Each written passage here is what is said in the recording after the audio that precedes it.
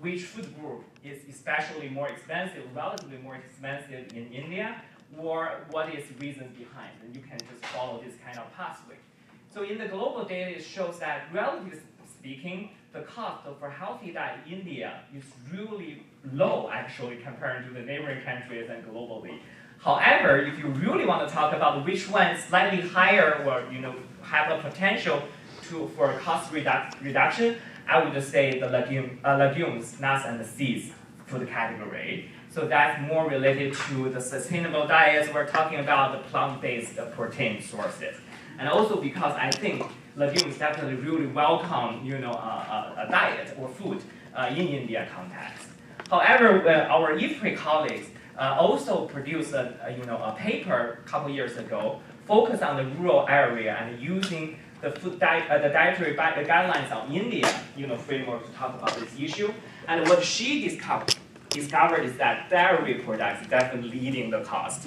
So dairy also has a very relatively speaking very quick rapid growth cost-wise in the past years. So this is kind of thing that come into my mind. However, the agriculture or market experts can definitely dive into why what are the key reasons to lead this rising cost for those plant-based the protein sources, either plant-based or animal source-based. And then after talking about the cost side, what really leads the high number for unaffordability in India, I think, is the income side, especially the disparity, right? So one is about how about the average income and that the country has achieved in the past years. Second is about what is the distributions based on this average number, right? So what we have observed in India is about how to really can get rid of or to reduce inequality in the country. At the same time, you keep this very fast growth in the income in general. So I will just stop here. So yeah, for the next question. I do have. Okay, thanks a lot, Jan. I do have questions, but I'm going to reserve them for the Q&A. James. Given your work on the intersection of food systems and economic policy, what are the key trade-offs that governments need to balance when promoting affordable and nutritious food in the context of broader economic goals? How can policymakers ensure that economic growth doesn't come at the cost of food security or nutrition security, finally? There's nothing wrong with economic growth, just to be clear. It is good. No, I mean, I think it's a good question. I think in a way we're moving on to another stage of the diet nutrition agenda. I think recognizing that you've done a fantastic job at developing indicators that we can readily communicate with a broad audience, and that's a big first step to helping put diet quality and food security more broadly, but diet quality particularly on the table for decision makers to design policies around, right? But I think we've still got we need more evidence. I think we do need better evidence, and I think we need to go one step further, and that is we need to start being willing to put our diet quality metrics. We've all bought into the agenda that we need to improve diets, but we need to recognize that diets is just one of many development goals that a country must navigate.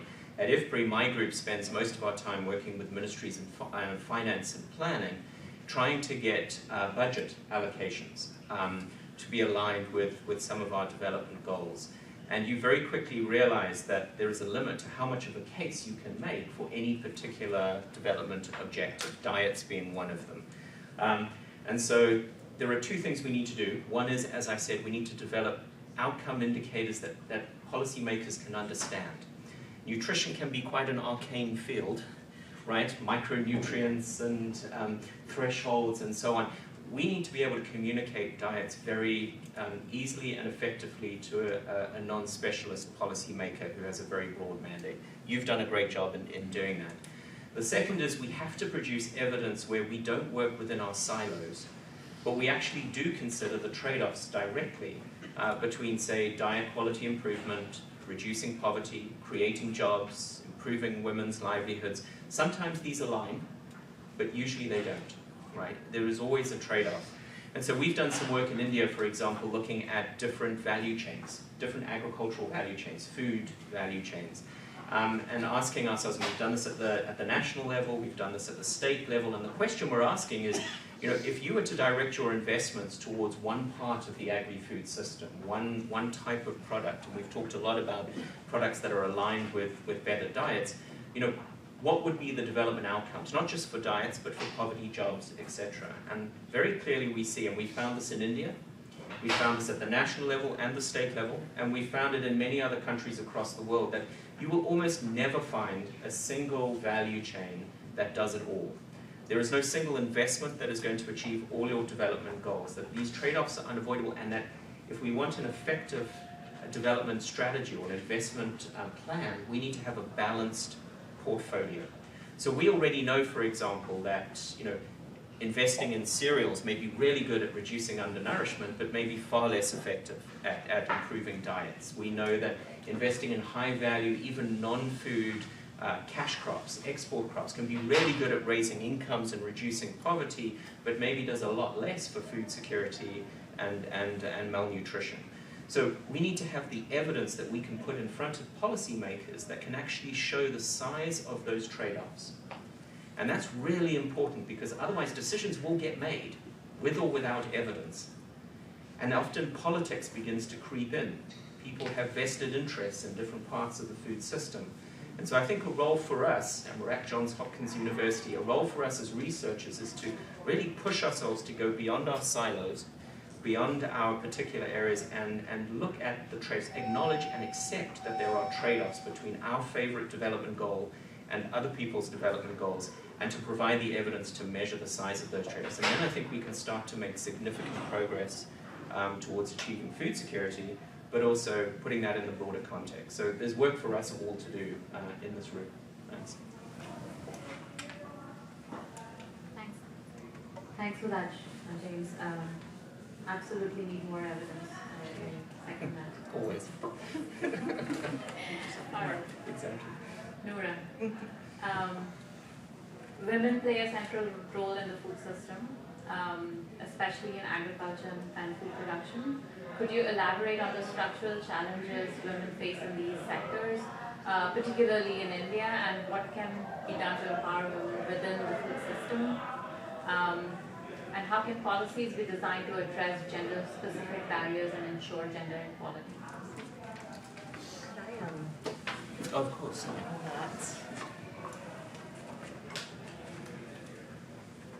Okay, thanks for that short, simple question. So I'll really speak to, speak to the question of inclusion in food systems. So we know women are disproportionately represented in food systems. There's a kind of typically a traditional expectation or understanding that food and nutrition and diets, it's a place that is appropriate for women to participate, and so it tends to be where, if a woman is going to go into food enterprise, off-farm value addition, it's going to tend to be in food systems. So I'll talk a little bit about agriculture. Working at GAIN, we do a lot off-farm, so we kind of, we leave the households to IFPRI. Maybe, Neha, you can come in at the household level, but I'll talk more kind of systemically. Although in agriculture we see the same tendencies. Women will have less access to control over inputs, land, water, less kind of access to developing skills that are needed to be more productive in food enterprises, and we can think about like larger enterprises we work with cashew plantations and tea plantations and this sort of thing, where you see women engaging in that work, but by and large wouldn't have formal employment, so they would tend to have informal employment. They would tend to not maybe feel safe, like personal safety might be an issue in a lot of these contexts. And then in terms of kind of like processing, small scale processing and retailing, so we think about small and medium enterprises in food systems. There again, it kind of mirrors that context that we see in agriculture where you don't have, women will be less likely to have assets, business skills. We talk a lot about access to credit, and GAIN actually gives grants to SMEs that are producing nutritious or marketing nutritious foods, but if you don't have the skills to write a business plan, if you don't have the skills to understand how to register your business, all of these things are kind of the underlying structural challenges that if you just say, well, there's skills missing, let's go put some more skills out there in the world, but you don't address what's underneath that and why is that not being taken up, or why are women not competitive in these competitive grant processes, then you won't address the underlying situation. So I'll kind of come at this from the policy and programs perspective and thinking more so about those structural underlying challenges. We do a lot of work in national policy and in subnational policy, and generally what you find is that food systems policy decisions, management decisions are made in a gender-blind way, right? We just assume that needs of an SME or needs of a consumer, it's all going to be the same, rather than considering that there are different kind of distinct needs, priorities, preferences, constraints by gender, by all sorts of other social, economic characteristics, physical characteristics. So how do we get at what those are and integrate it into a policy process? So we work really closely, for instance, with in traditional markets, there's always like a management system, there's a management structure, there's bylaws and hours that are agreed upon. And so how do we ensure that we pick up what are the kind of, understand what are the priorities or challenges, barriers, constraints that people are facing, and sorry, I got distracted with the, how is it only 10 minutes left? Okay, and so, how do we basically take that information and integrate it, kind of encourage that to get into the policy discourse, into the policy process, and not that we, and encourage that to be sort of taken up. So there's lights turned on late at night when female market vendors are walking home, for instance. Like, what are those basic fundamental things that maybe you wouldn't think about if you're thinking about it from a gender-blind perspective?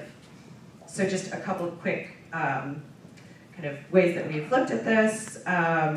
There's an interesting project on looking at like the social protection system in India. A colleague of mine, Anthony Went, he's working with the government of Bihar, who has kind of leveraged these women's self-help groups to give them equipment to produce fortified foods that go into the food distribution system.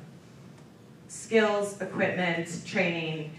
And now what we're doing is saying, okay, well, what can we do to broaden their scope so that they can actually sell to the broader market? So they're really like engaging in the food system, private sector perspective.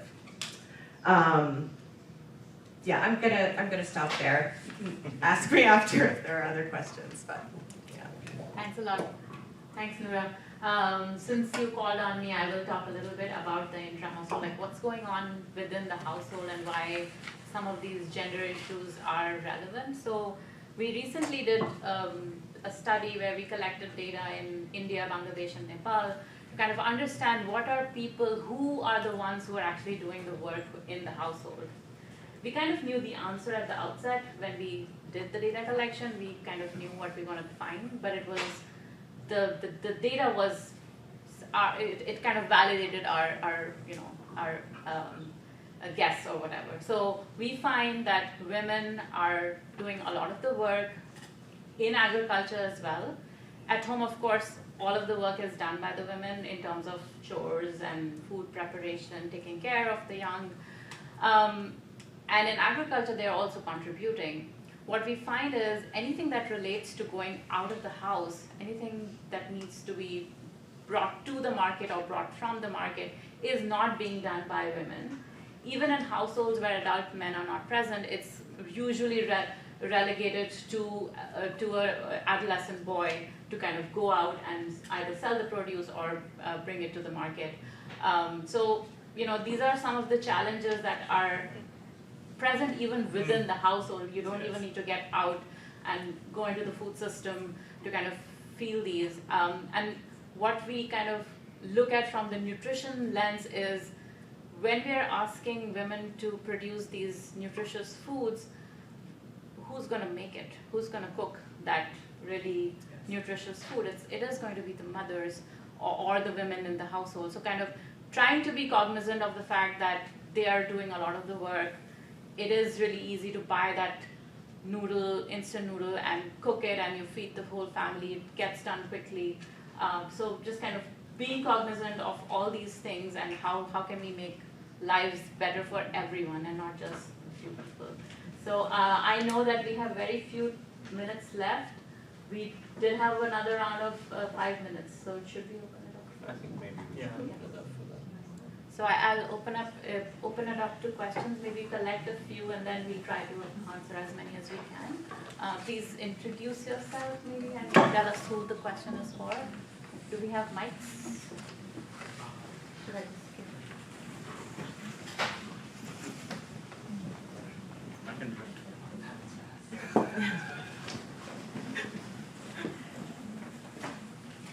Hi, good afternoon. Thank you for a very good discussion. I'm Anju Malhotra. I'm professor at Johns Hopkins in the Department of International Health, and I'm seconded to the World Bank at the Global Financing Facility, where I lead the work on gender and measurement. So I was wondering, I see that you mentioned the issue of gender in food production, but India has a huge gender disparities in food consumption. So I was wondering if you could highlight the challenges in the fact that not only do women produce the food, but they don't get to eat the nutritious food, and that what are the challenges and how do we address the fact that girls are not getting enough nutrition? We have very high rates of adolescent anemia, and high maternal mortality as a result, and just growth problems for girls overall, and how are we looking at the intra-household distribution of food, not just the production of it.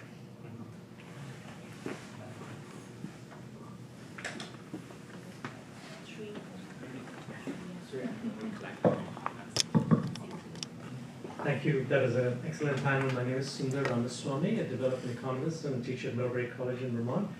My question is, when you think about developing countries and even India, who is the champion for healthy food, and compare it to, let's say, let me just pick McDonald's. What McDonald's spends in a year promoting their food, how do you rival that? Private capitalist companies promoting food, which may not be as healthy as what Neha talked about. So who is the champion, and how much are you spending in an order of magnitude for that? I was just curious.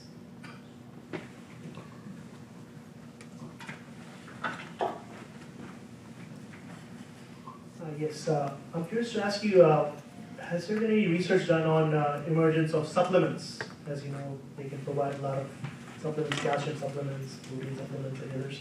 Would that be a good solution to what the absent has been done in terms of agriculture?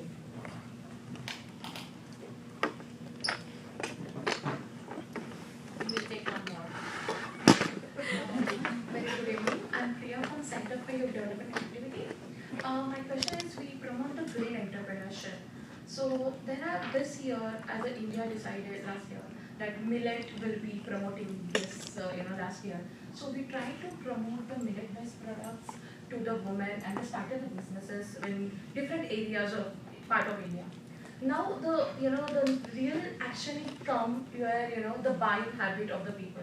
So when you planning to start the business in the millet base, how many people are buying and having the eating that? So do you have anything related to any green entrepreneurship businesses starting, which is giving the nutrition value? They are making the that kind of impactful value.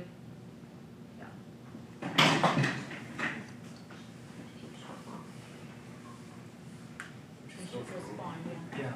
You want to start? Either way. Okay. So I will give one kind of approach that GAIN has to actually kind of touches on a little bit of all the questions, or most of the questions that were just asked. So a typical way of, I have a friend that jokes that my job is making people eat their vegetables. So like a typical way of making people eat their vegetables or eating the food that is more nutritious, maybe takes more time to produce, maybe it's more expensive, maybe it takes more time to prepare, is through kind of a one-on-one social behavior change communication. The way that GAIN approaches this is by using private sector marketing techniques. And so we try to understand what drives a given behavior, what are the constraints to consuming, and we'll kind of go food group at a time. So in Kenya, we're promoting leafy green vegetables and tomatoes, and we came up with a brand and have market vendors with cool aprons and signs, and found a marketing company to give to help us kind of drill down to what is the emotional motivator behind this. It wasn't price in that instance, right? It was really like, it's kind of boring, or I hate making my kid eat it, and so what it now in other countries, other foods, other contexts, it's going to be different, but really using those tactics, those Coca-Cola tactics, and trying to kind of get over that emotional hump to kind of increase consumption of these, or purchasing and consumption of these nutritious foods that are being underconsumed. I'll leave it there. I guess I don't have much to add on all these very like supplements and so on. That's certainly outside of my field. But I think a good question on who's the champion for healthy diets, and I actually don't have a good answer, which is terrible. I'd love to be able to point towards my own organization, the CGIR. We maybe don't rival the same R&D budget or marketing budget by any means. Maybe we're about 800 million a year. The vast majority of our funds are still being spent on R&D on cereals and staple crops, and we're doing our best to move into more nutritious foods and so on, but the truth is it's still a smaller part of our overall budget, and so we've got internally our own agenda to try and broaden that as best we can. I think the answer probably lies with governments. I think we need to work with national governments as champions, but that's a long road. And you're right, we're up against some rather big players with unlimited funding in some ways. Rick, thanks. Okay, then I will continue on the definition of healthy diet. So talking about the standardization and the global work. So I think more and more consensus on the healthy diet approach is food-based dietary guidelines. So for example, India has produced fantastic food-based dietary guidelines. So in that sense, if you are approaching this from the balanced food or food groups, then basically supplementations can take kind of minimum effect there from that kind of pathway. However, for more nutritionally vulnerable populations like infant, adolescent girls and boys, and even senior people, definitely supplementation fortifications, and because are definitely more useful and should be used, and just because they need to achieve even higher nutrient standard. But for the general populations, what we are trying to promote more is food-based dietary guidelines, and that are also based on the national policies framework. Yeah. I'll try to tackle two of these questions, or maybe three of them. Two of them were related to behavior change. The question you asked about the disparity in what is consumed within the household. Yes, we see that very often when we collect data. Women end up eating what's left over, which is often insufficient, and that happens. And so I think it all really boils down to changing norms and providing more behavior change communication. We've been doing it for many years. We haven't yet cracked that nut of how can we actually do it. But there are some success stories. So, for example, in Bihar itself, in Jivika, we tried to do this with women of kind of targeting the first 1,000 days. So it's still women who are having children, and so not the older women. And we find that they were able to change their behaviors and practices, and we did find impacts. So, but it was a very small sample. So it's happening, but it's still something very much in progress. Your question about who's the champion? I don't think we can compete with the multinationals, and I agree with you. I mean, I think you've really hit the nail on its head. We really need to find partners, maybe partner with the private sector to figure out how can we get people to eat the healthier food or produce the healthier food, and kind of steer away from the unhealthy somehow. Yeah. All right, I'm told the time is up. Thank you so much. Thank you all for participating. Yes, thank you to everyone on the panel. I mean, this is just the beginning of this conversation. Would love to have you back to do, round 2 of all the questions. Really appreciate all the insightful questions from the audience as well. We have a small token for all of you for joining us today. Thank you so much for your insights. And I'm going to be handing it over to my colleague, Megashish, for the next panel.